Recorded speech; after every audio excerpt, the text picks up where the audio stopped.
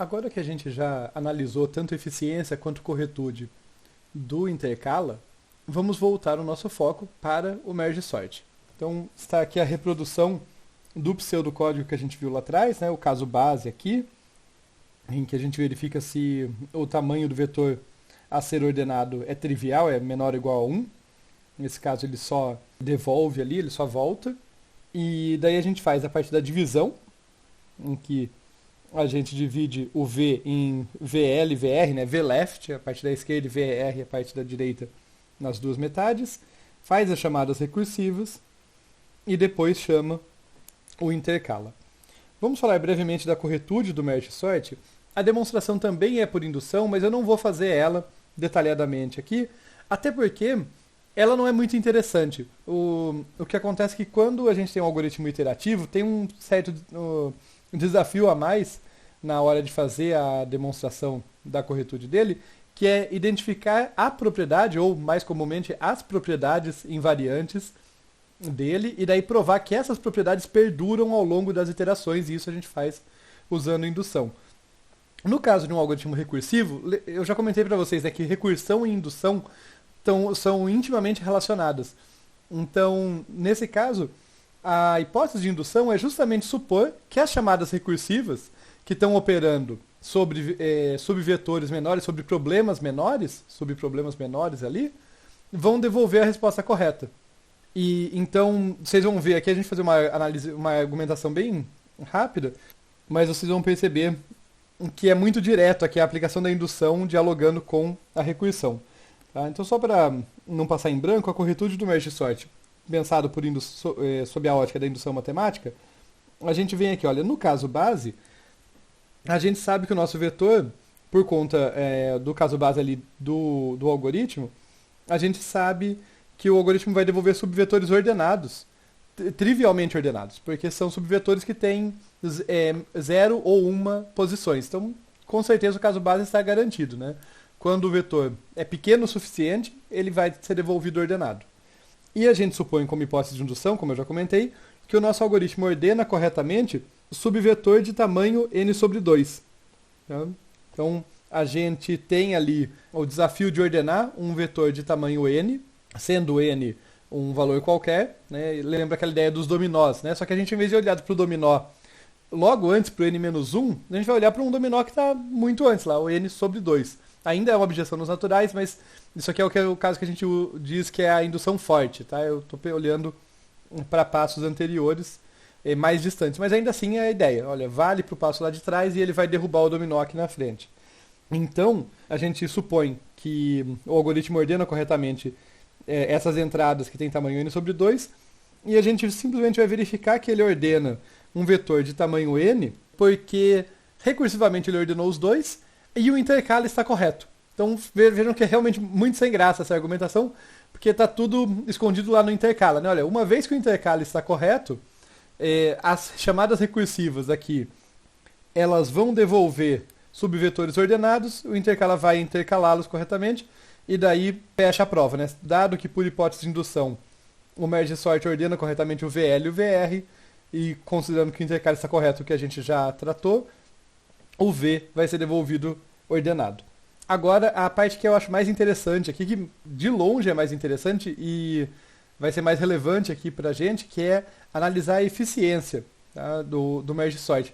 Como vocês devem lembrar, quando a gente vai tratar de algoritmos recursivos, a análise de eficiência não é tão simples, porque a gente tem uma recorrência, normalmente. A eficiência do algoritmo é dada por uma recorrência. Tá? Que é aquela função que depende dela mesma, justamente porque é um algoritmo recursivo. Então o tempo dele depende do tempo das suas próprias chamadas recursivas. Eu gosto de fazer a análise baseada em perguntas. Tá? Eu acho que fica menos maçante se a gente entende quais questões a gente está tentando responder.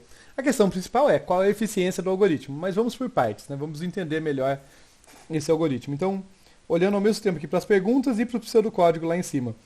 A primeira pergunta, quantos são os subproblemas, né, que a gente tem que tratar, ou seja, quantas chamadas recursivas são feitas? São perguntas equivalentes.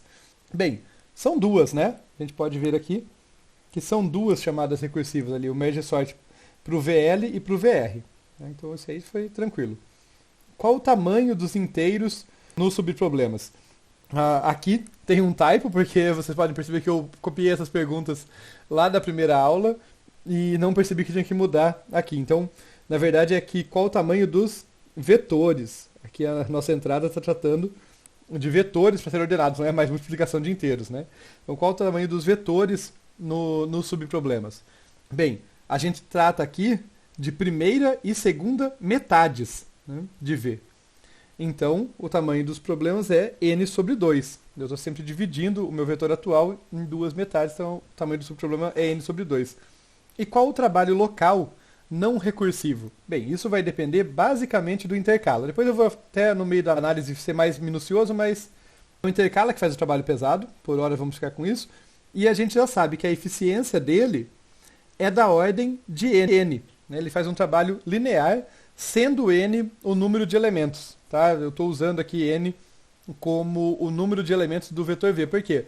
Se vocês voltarem lá na análise de eficiência do intercala, a gente viu que o número de iterações que ele faz é da ordem do tamanho dos subvetores sendo ordenados. E no caso, o tamanho do VL mais o tamanho do VR vai dar o tamanho de V, que eu estou chamando aqui de N. Tá? O tamanho de V, estou convencionando chamar de N.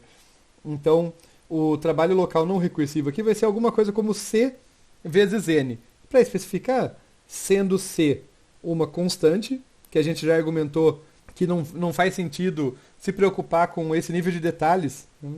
Quando a gente trata aqui da análise no nível do pseudocódigo, a constante a gente não vai saber propriamente, então para alguma constante C leva tempo linear o intercala, então sendo C uma constante, e N, que eu estou usando em vários lugares aí, N o tamanho de V, o tamanho do meu vetorzinho V.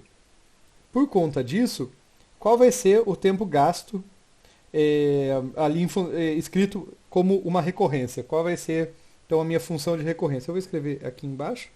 Vai ser uma função do tamanho do vetor, que vai ter aqui dois subproblemas ali sendo chamados, né, para serem resolvidos, cada um deles com tamanho n sobre 2, e mais um trabalho local da ordem de C vezes n ali.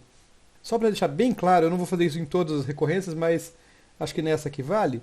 Eu vou pegar cores diferentes aqui, só para deixar bem claro onde está cada coisa. Então esse 2 aqui é esse 2 aqui embaixo. Tá? Então o número de subproblemas determinou o número que está multiplicando ali a chamada da recorrência, da função recorrente.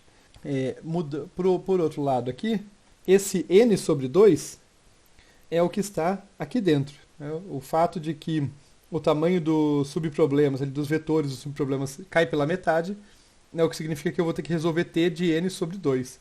E por fim, só pegar uma última cor aqui diferente, o fato de que o trabalho local é linear, é da ordem de c vezes n, ali, proporcional a c vezes n, que determinou esse pedaço. Tá? Então, para ficar bem clara a recorrência. Mas a gente tem que resolver essa recorrência agora. A gente já resolveu essa recorrência, a gente já resolveu uma recorrência, melhor dizendo, na primeira aula, usando o método da substituição, que é um método que funciona, ele é interessante até para desenvolvimento de raciocínio lógico, porque envolve a gente brincar com a recorrência, ali, com as equações, até enxergar um padrão emergindo. Mas não é meu método favorito, porque eu acho que ele não dá tanta intuição sobre o que está acontecendo, ele não nos conta tanto sobre o que acontece na recursão, onde que está esse tempo todo. Hoje a gente vai ver, no próximo vídeo, o método da árvore de recursão ou árvore de recorrência, que eu acho bem mais intuitivo, bem mais legal. Mas, para a questão de completude, lá no final dessa aula, eu não vou fazer vídeo sobre isso, mas eu vou deixar uma demonstração da análise dessa mesma recorrência usando o método da substituição. Tá? Então, quem tiver curiosidade de ver uma segunda abordagem, uma segunda resolução de recorrência por substituição, vai ter também, mas na minha opinião o mais legal vai ser do próximo vídeo, o método da árvore da recursão.